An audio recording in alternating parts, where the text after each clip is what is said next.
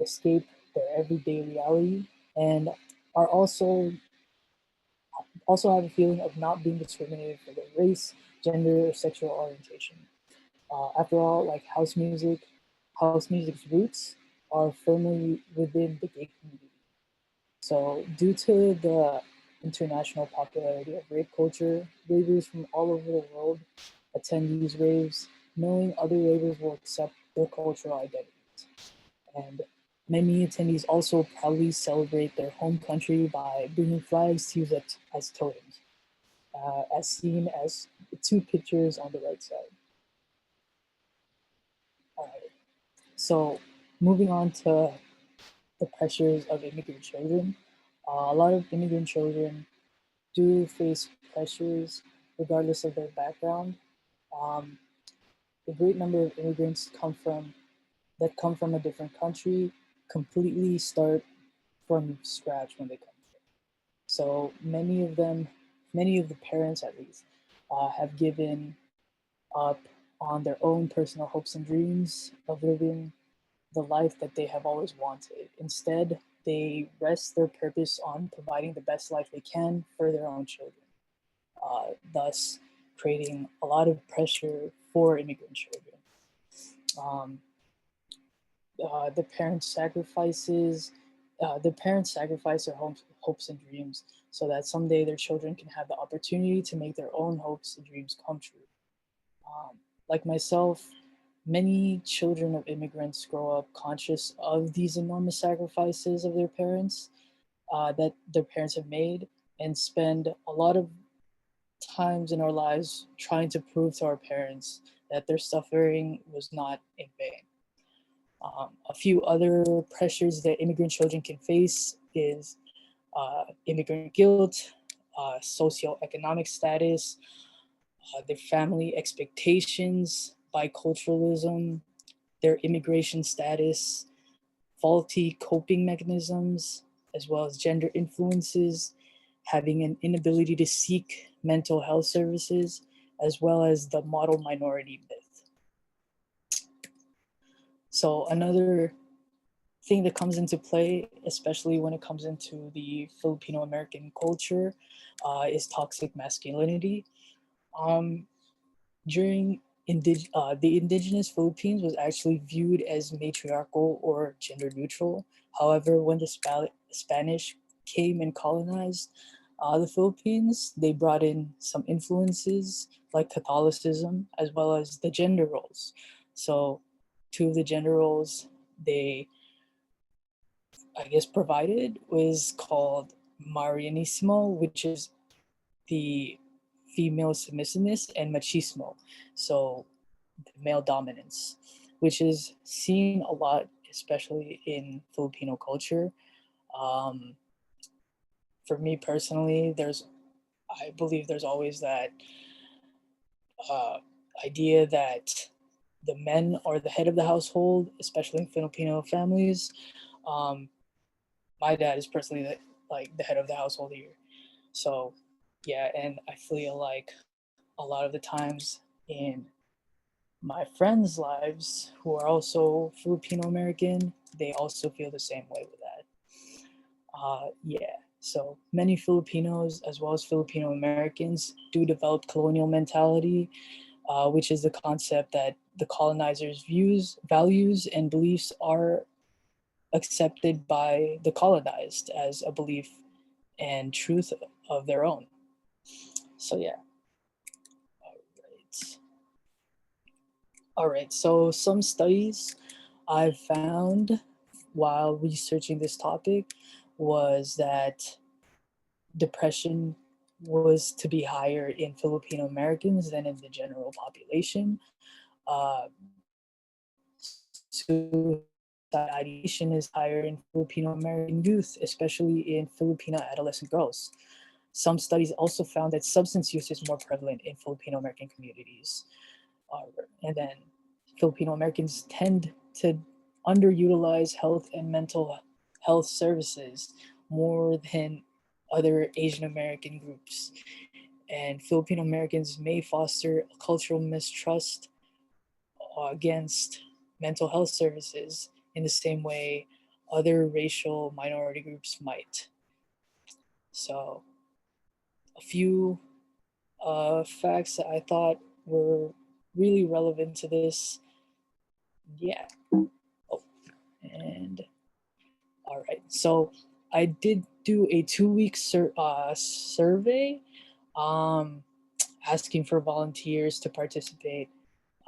Majority of the volunteers I received were all minorities actually, and then within that, majority were Asian, and within the Asian um, majority, a big chunk of it were Filipinx folks.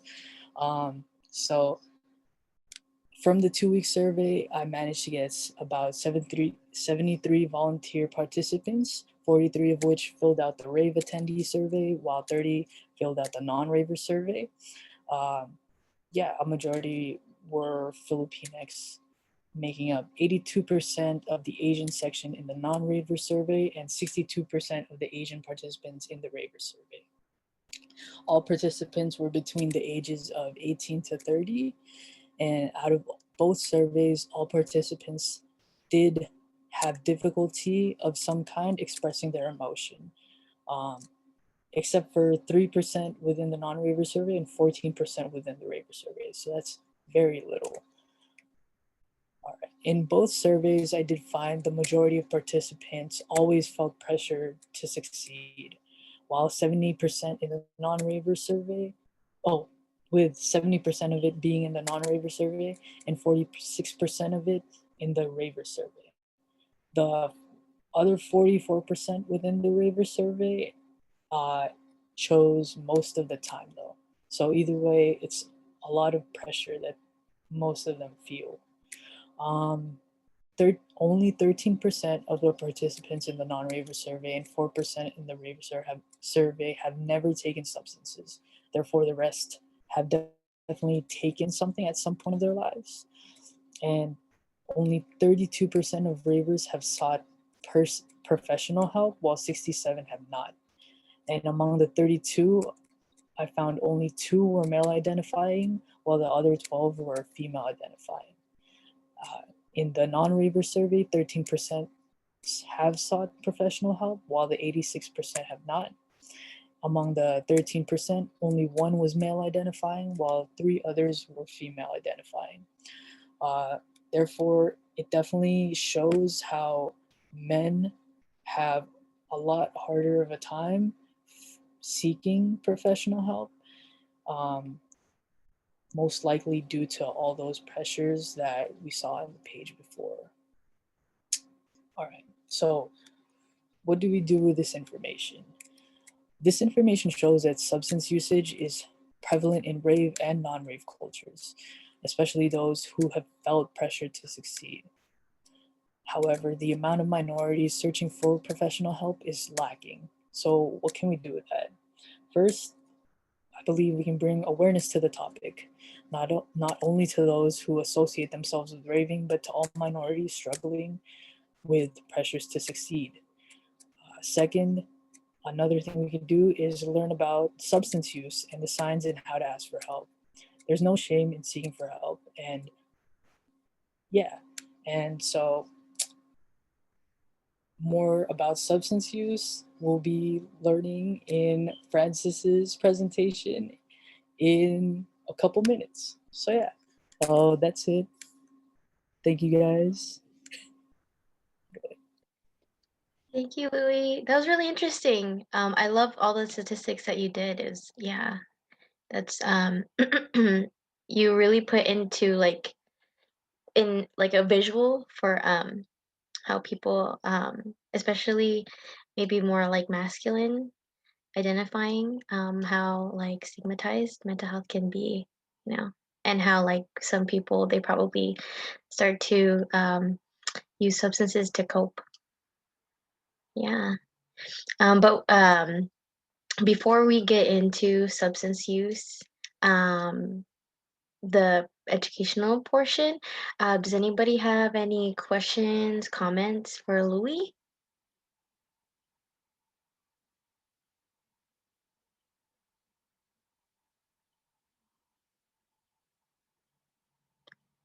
Still thinking. Yeah. Well, that's okay. We'll come back. And we have a little bit of time. Oh, yeah. So Ariana says, great findings from the survey. We have a little bit of time. So what we're going to do is take a little break. And then I'm going to direct Louis to share with us maybe like a favorite set or a favorite song from his favorite DJ. I'm going to go ahead and pause recording. Resume. There we go. Welcome back, everybody. Now we'll get into substance use. Okay, I'm gonna share my screen, and the first thing I'm gonna have you guys do, oops, not that screen, this screen, there, is please fill out this survey. And depending on where you are, if you live in Riverside County and you know which region you're in, please put that region. So, for example, if you live in Riverside or Corona, Norco, Moreno Valley, your region would be west. If you live in Paris, Murrieta, Menifee, Temecula, etc., that would be Mid County. If you don't live in Riverside County, please put Mid County anyway. Okay. If you didn't get this, I'm going to keep going, but if you didn't get this, it's in the chat provided by Nico, or you can access the QR code, but I'll go back to it at the end too. Okay, cool, let's begin. So let's talk about substances. Title of this presentation is called Substance Party, just to keep going along with the theme, right? But our objectives are we're going to talk about substance use disorders as well as types of substances.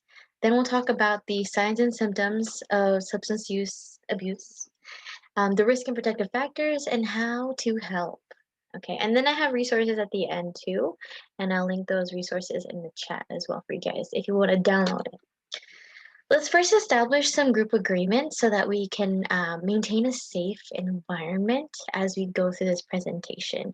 So I just want to remind everybody to be respectful, keep the conversation that we'll have confidential, and if you think of anything else, please follow the group agreements and make sure to just, if you need to take a break, if something gets too hard to listen to or anything, feel free to step out or feel free to message one of the staff, either Nico or Nicole, and they'll guide you through it. Okay. So let's get into mental health first, because as you know, we can't talk about substance use disorders without addressing mental health. So what is mental health? Mental health is our emotional, social, and psychological well-being. And yes, it is just as important as physical health to lead a full and active life. So sometimes when we think about health, we only think about physical health, and sometimes we neglect mental health. When somebody says, I want to be healthy, for the most part, they probably mean they want to diet or exercise or things that pertain to their physical health. But if you really want to be healthy, you have to consider your mental health, right? And you have to practice mental health hygiene by being observant of your stress, to prevent long-term chronic stress, so that when you can take care of your mental health, you're taking care of your overall well-being, right? Because mental health is also our ability to enjoy life and achieve balance, adapt to and recover from difficult experiences, feel safe and secure, and achieve our potential. Again, maintaining overall wellness and health is a lifelong daily commitment that involves taking care of both your physical and mental health. Okay, so then let's get into substance use disorders, okay? So let's first talk about what substances are, or what are drugs, as you might more commonly know them. Drugs are psychoactive substances that people may take to change their mood, their thinking, or their behavior. These substances are typically known as drugs, and yes, they include alcohol. I remember when I was in high school, I had a friend, and we were talking about drugs, and I said, "Have you ever taken any other drugs?" Or any drugs, and they were like, "No, I haven't taken any drugs. I've just drank alcohol." And I was like, You know that's a drug, right? Because yes, alcohol is under the umbrella of drugs because they do, when you consume alcohol, it does change your mood, it changes your thinking, and it changes the way you behave. The term drugs also includes a variety of substances prescribed and used in order to treat diseases, drugs that are administered under the supervision of a doctor. So sometimes people forget that there's legal drugs, and we know them more commonly as medicine, right? Medicine. But medicines are considered drugs too because they change, again, your mood, thinking, or your behavior, right? Now, substance use disorders, also called drug addiction, is a disease that affects a person's brain and behavior and leads to an inability to control the use of a legal or illegal drug or medication. Substances such as alcohol, marijuana, and nicotine also are considered drugs.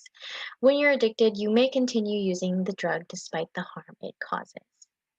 An important thing to remember about substance use disorder is it's a disease. People don't have control over the disease. And that's why sometimes substance use disorders and drug addictions are very stigmatized, and why sometimes how people respond to somebody with a drug addiction is they might just tell them to stop. But it's not that simple. When somebody has a substance use disorder, they have this disease and they can't control their cravings. So they might continue consuming the drug that they're addicted to, even though they know that it's causing a lot of harm, whether it's harm towards their social life or their own health, mental and physical health. So let's talk about drugs or party favors, both the legal and illegal types. So let's talk about legal drugs. So legal drugs are drugs that you can buy legally, right? Sometimes like you need to be like at a certain age, but for the most part, there's something that you can buy at the store, right? And you won't like get arrested for having, unless you're underage, of course. But alcohol is legal. Caffeine, yes, it's considered a drug, because caffeine changes your behavior. Does that make sense? Or your mood. Like if you drink coffee or you drink soda, the caffeine keeps you up, right? Keeps you awake. Tobacco, marijuana, legal in some states. OTC drugs or over the counter drugs, those are legal because you can buy them at your local CVS or the pharmacy. Um, and of course, prescription drugs such as Xanax, Adderall, Oxycontin, Ambien. Although sometimes people use their prescription drugs and they sell it to other people, and that part is the illegal part. Does that make sense? Even though Xanax itself and Adderall itself is a legal drug, the illegal part would be reselling to somebody else. Okay. Now, illegal drugs are drugs that you can't buy legally. You'd probably have to go to somebody who's like a supplier or something, right? Like you see it in movies as mafia supplying drugs, illegal drugs.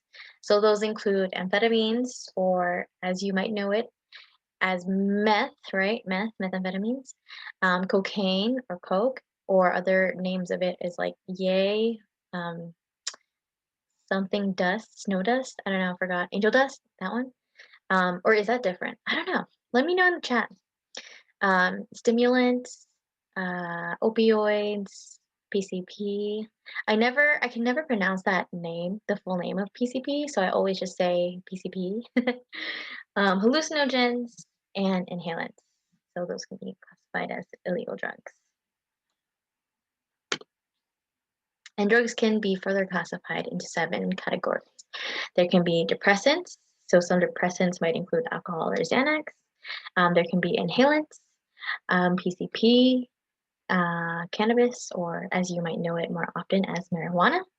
Stimulants, caffeine is a stimulant, by the way, and cocaine is a stimulant, all that. We'll get into that too.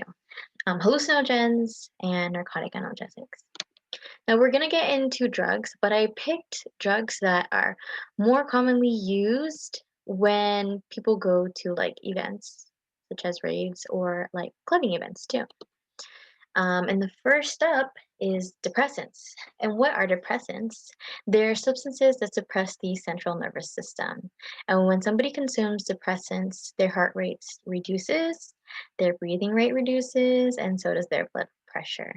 Now, excuse me, a mild dose can cause some mild euphoria, which is why when somebody, has a drink, maybe one drink, one or two, they feel like the buzzed feeling that they get, or maybe just a little bit tipsy, right? But high doses can cause some depression, drowsiness, confusion, lack of coordination, and irrational behavior. Now, opposite to stimulants, depressants can constrict pupils. And depressants also cause some constipation, so ouchie. And like I said, examples of depressants can include alcohol, Xanax, Valium, etc. Let's get into alcohol. So alcohol, like I said, is a type of depressant, and alcoholism affects more than 15 million people in the United States.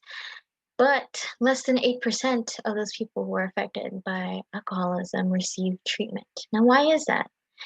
Well, it can be because some people can hide um, their substance use disorder very well, like high functioning alcoholics, right?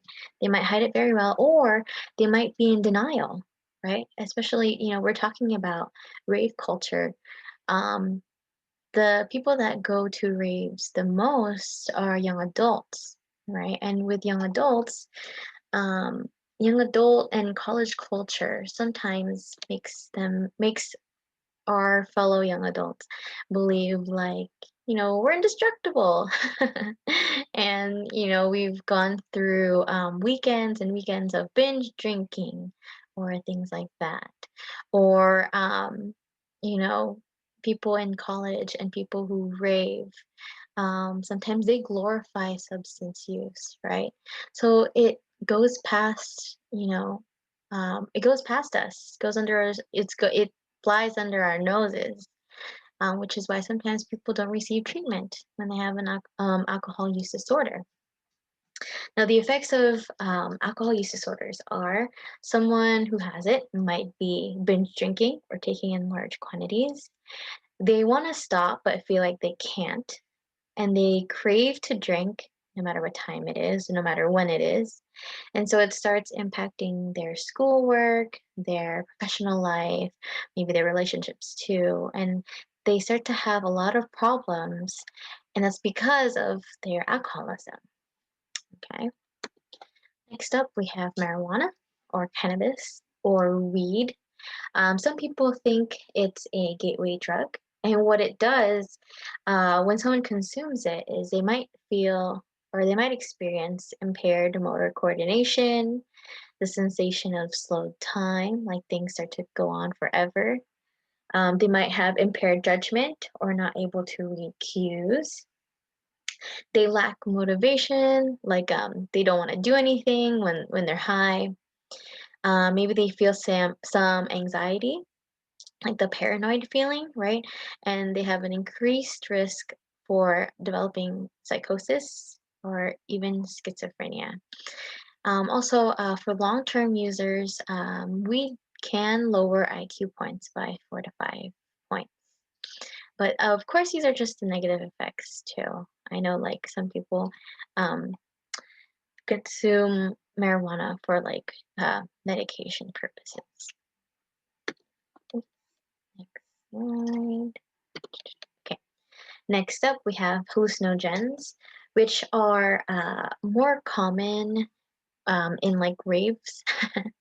And you'll see that 17.9% of Asian Americans have experimented with ecstasy, which is, a hallucinogen, both a hallucinogen and a stimulant. And other examples of hallucinogens can be LSD, or as you may know it, acid, and mushroom or shrooms. Now, wave parties are more of an older term, and what it is people like go to a secluded place or they go to somebody's house, and then they all drop a tab all at once. And what dropping a tab means is they consume LSD all at once, right? And then they wait, and then together get high. And if you guys are familiar or are not familiar with LSD, what it does is it alters your vision, it alters your mood too, so you feel like euphoric, and everything looks wavy. It looks like rainbowy, and like things look like they're moving even though they're not. And what else? Yeah, that's the effects of LSD, and that's why they call it wave parties. Now, Louis mentioned to me a while ago, or yeah, a long time ago, that it's a bit similar to house rolling. Do you guys know what that is? And what house rolling is essentially kind of the same thing. Like people go to somebody's house, whether like they're having a party or like a get together, and then they pop a pill. And what pop a pill means is like they consume ecstasy, which is another classification of hallucinogen. Now, the long term effects of consuming hallucinogens, um, at least the negative effects, are somebody who could have difficulty with speech and thought, they might experience weight loss, they might experience depression, or some memory loss too, and even be more at risk for psychosis too, especially with LSD. And lastly, stimulants. So, what stimulants are? They're the drugs that, when you consume them, they make you more alert, they make you more vigilant, and they make you feel like everything's going by so fast. So, the most common example would be caffeine, because it's the most commonly consumed, whether you've had soda before or coffee or tea, right? Those all contain caffeine. And imagine, a little kid who got to have, a whole can of soda for dessert, right? And you can imagine like that little kid is probably like really hyper, right? And that's because soda is a stimulant, right? And other forms of stimulant have similar effects. They make you feel vigilant, maybe hyper, right? High energy. Other examples of stimulants could be cocaine, meth, or amphetamines. And again, opposite to depressants, stimulants can cause dilated pupils. And because it makes you more alert and more vigilant, you might experience no sleep for extended periods of time, and it does create anxiety. That's why like people who have coffee or other like drinks with caffeine, beverages with caffeine, they feel like jittery, right? And that's because of the stimulant. Now, long-term negative effects of stimulants could include extreme weight loss, reduced sexual functioning, gastrointestinal problems, muscle deterioration, chronic exhaustion, cardiovascular damage, delusions, seizure, and paranoia. Okay. Now, are you partying too hard? And not being careful can impair you. So, what are your limits? Let's talk about risk factors. So, there's three types of risk factors that increases the likelihood someone might develop a substance use disorder. There's genetic risk factors, psychological risk factors, and environmental risk factors. Genetic or biological risk factors include, if there's a history of addiction in the family, or if there was prenatal exposure. And genetics account for maybe 40 to 60% likelihood that somebody might develop a substance use disorder. Now, what why is it so high, right? Why is it so high? It's because there's such thing as prenatal exposure. And what prenatal exposure is a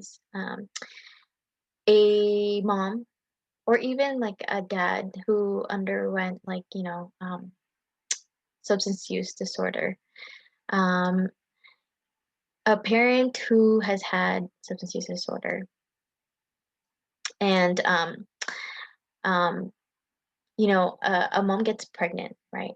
And the mom also is involved with substances, um, and continues to consume substances, right? Or even if the dad is like exposing mom to like secondhand smoke, all of that prenatal, it counts as prenatal exposure and increases the likelihood for children to develop substance use disorders when they grow up. Now, for moms who are the ones with the substance use disorders. There's been like data and like evidence of like when they give birth, um, their children come out of the womb and they're shaking. They're shaking like really violently. And it's because like even in the womb, their kids were already addicted to drugs because the mom herself was consuming drugs, right? And so when she gives birth, her child immediately goes through withdrawal symptoms, right? And withdrawal symptoms are like what somebody goes through when they stop taking drugs. It becomes like very hard for them. Like they experience like involuntary shivers, all of that, headaches, and all of that. That's why like when we talk about substance use disorders, it's hard for somebody to just stop because of withdrawal symptoms, right? Other risk factors can include psychological risk factors, and what that is somebody who is more impulsive or is more sensation seeking are more likely to develop substance use disorders. If somebody experiences a lot of stress or low self esteem, maybe they lack support and coping skills, maybe they lack parental attachment in childhood and they have relationship issues, or if they have co occurring mental health disorders, those are risk factors that make it more likely for them to develop substance use disorders because they might use substances to cope, right? And lastly, environmental risk factors could include somebody who just immigrated, or maybe they're feeling the pressure to succeed. And as Louis mentioned in his surveys, a lot of the people he got data on, they all mentioned pressure to succeed, right? Or a lot of them mentioned pressure to succeed. Or maybe somebody is experiencing financial difficulties or loss of a loved one. Maybe they live in a tense home environment or are experiencing emotional abuse, maybe physical abuse or trauma. That might put them more at risk for developing substance use disorders because, again, they might use substances to cope. Now, how substance use disorders form is through progressive use, right? It doesn't happen just like all at once, which is why sometimes it's hard for us to detect that it's happening, right? And it starts off as simple as intoxication. Like somebody goes to a party and they get drunk. That's normal, right? That's normal. You go to a party and there's some alcohol and you're of age, right? Promote responsible use here. Um, and they have some alcohol and it feels good, right? They're having alcohol with their friends, right? But the next time they go to a party, their tolerance might have gone up, increased tolerance, right? Their tolerance may have gone up. So they have to consume more to feel the same way that they did the last party. So they have to keep doing that every time they go to a party. They have to consume more than the last time that they did. And now it starts to become a physical dependence. Okay. It starts to become a physical dependence and they start to go to alcohol to feel good, right? To feel good like they did the first time that they had it. Okay. Now it keeps going, keeps happening for them until they become addicted. And when they're addicted, they can't function anymore without having substances. Okay. Even though they know that it's harmful for them. Okay, now what are the effects of substance abuse? So somebody who has substance use disorders has impaired control over substances. They can't control their cravings. It starts to negatively impact their social activities and their relationships too, because people become concerned and it's hard for them to maintain their relationships. They're unable to discern dangerous or risky use, meaning somebody who has a substance use disorder um, they consume way more than a person who doesn't have a substance use disorder. Somebody who doesn't have a substance use disorder, if they were to consume as much as somebody who is addicted, it might be very harmful for them. Okay. But because the person who um, has substance use disorder has built up a tolerance for them, they don't know that that's dangerous. Okay. And they have progressive increase in substance tolerance. And that's what really makes it dangerous. Okay. So then let's talk about protective factors. Okay, so how can we keep the party going but do it safely, right? So the protective factors, excuse me, for substance use disorders are pretty similar to protective factors for anxiety, and it includes having strong supportive connections and coping skills. That way, you can have somebody to talk to, and you have skills to help you cope too. That way, you don't have to go to substances to be able to deal with problems, right? Somebody who has access to effective mental health care is more likely to be protected from developing substance use if they also have positive interests in activities and they're also leading a healthy lifestyle, meaning they have good sleep, diet, and they exercise, or maybe they have a spirituality that could help protect them from developing drug addictions. Now, there's also a lot of treatment available for those who do develop substance use disorders. Treatments can include psychotherapy, such as CBT or cognitive behavior therapy. There's also medications available for those who have substance use disorders, and medical devices too to treat withdrawal symptoms. And then people who have substance use disorders, it'll be beneficial for them to receive evaluation and treatment for co-occurring mental health issues such as depression and anxiety, so that they it reduces the risk of them, relapsing. And long-term follow-up also prevents relapse too. And recovery support groups also are beneficial when it comes to treating somebody with substance use disorders. Of course, there's always going to be barriers to seeking help, even though there's a lot of treatment available out there. And one of the biggest barriers to seeking help is cultural stigma, right? And we're API here, so we know that cultural stigma exists within Filipinos, within other APIs, right? And what cultural stigma does is within our families, within our friends, even, um, they start to believe, and it makes us believe, that we should be doing this on our own, right? If we have substance use disorders, we should just stop. We should just will ourselves to get better. We shouldn't go through therapy or go through, other treatment options because if we do, it means that we're weak, right? It means we're weak, and it's embarrassing for our family. And we don't want to embarrass our family because we don't want to let our family down, right? But that's not true because seeking professional help and the treatment that you need is an investment for yourself, right? It's a really big step in healing, right? And overcoming this cultural stigma means being brave and overcoming, the beliefs that, we can't afford it or that it's not confidential or that we don't know the process. Okay. So then how can we help? How can we help someone else who we notice might be going through it? The first step is to express our concerns about the signs and behavior we observe. And the best way to do it is directly. Even though we might face some backlash, if we say, hey, I noticed that you've been binge drinking every weekend. Is everything okay? It's normal that we experience some backlash from the person we're concerned about because they might be in denial, and that's okay. But the best thing is at least we brought it up and we gave them something to think about, right? And if they open up, we can listen non-judgmentally.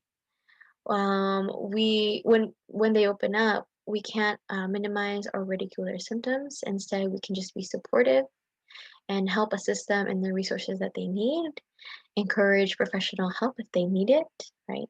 And if we have an immediate concern about their safety, call 911 right away. Okay. And then that concludes the educational portion on substance use. I have resources for you guys. I'm going to go through them quickly because I'm going to provide it in the chat anyway for you guys. So here's some websites that you can visit, as well as the lifelines. You can call or text, and more lines in Riverside County, teen lines.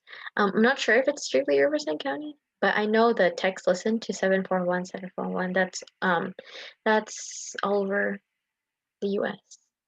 Yeah. And then more lifelines. And then we also have a counseling center in Moreno Valley. We serve children or youth ages 3 to 20 as well as older adults. And we take IHP and Medi-Cal. We also offer other wellness workshops on different topics other than substance use. If you're interested, please let us know and we'll keep you updated on future workshops that we'll have. And then for parents, we have a free 8 to 10 week course for Asian American parents of children ages 6 to 17. It's offered for parents who reside in Riverside County. And right now, because we're in a pandemic, it's all virtual. So if you know someone who might benefit, or if you think you want to join, please let me know, and we'll sign you up. Here are more additional resources in Riverside County, both Mid-County region and Western region, and mental health urgent care centers that you can call or visit. And then lastly, here are some resources that you could look into if you want to do more research on substance use or other mental health disorders. They also have more resources on their websites too. Okay, and this is the last survey for today. Same rules apply. This is just a satisfaction survey. Again, if you know which region you live in Riverside County, please fill that out. If you don't live in Riverside County, please put Mid-County as your region.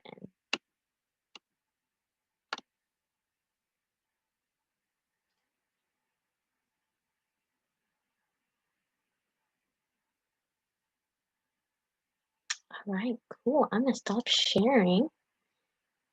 Thank you, Nico, for sharing that. The other one is, oh, yeah, there we go. Okay, thank you all for staying with us. Do you guys have any questions, comments, concerns? It is an open floor. Yeah.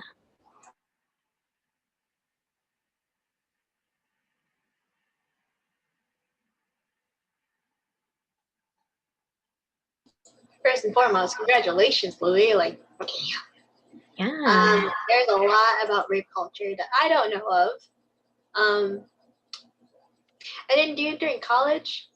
I kind of just vicariously lived through my friends who did, and my brother and my cousins who did. So there was a lot that I did not know how much it linked to mental health. I knew a lot about the substance use. I did not know there was the thing called house rolling, and I was just like, oh.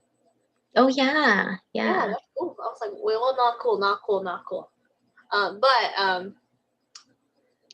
Yeah.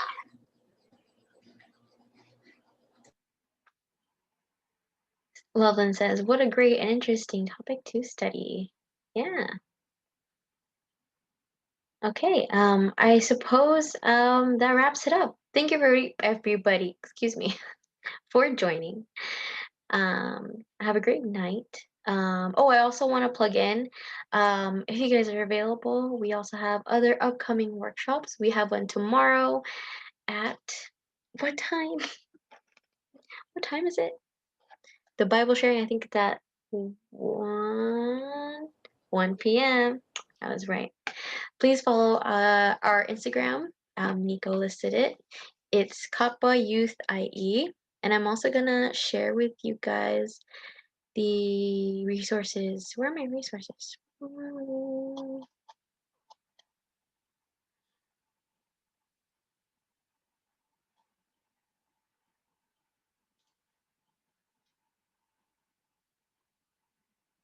Wait.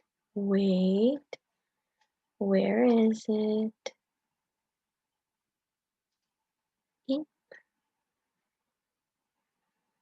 Ah, there it is. Okay.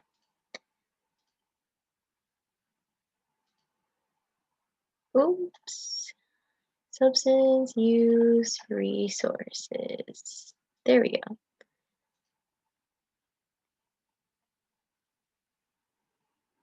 go. Lovin's asking Louis if you're able to share a contact in case for reference and further study. Are you comfortable sharing that, Louis, or do you want us to share the Kapwa Youth email instead? Oh, okay.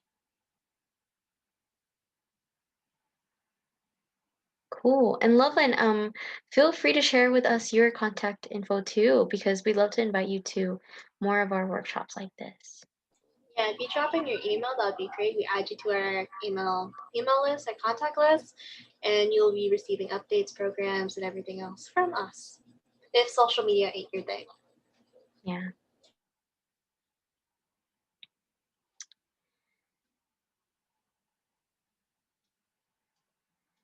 Awesome. Okay. Yeah, I guess that concludes it. I'm gonna go ahead and stop recording.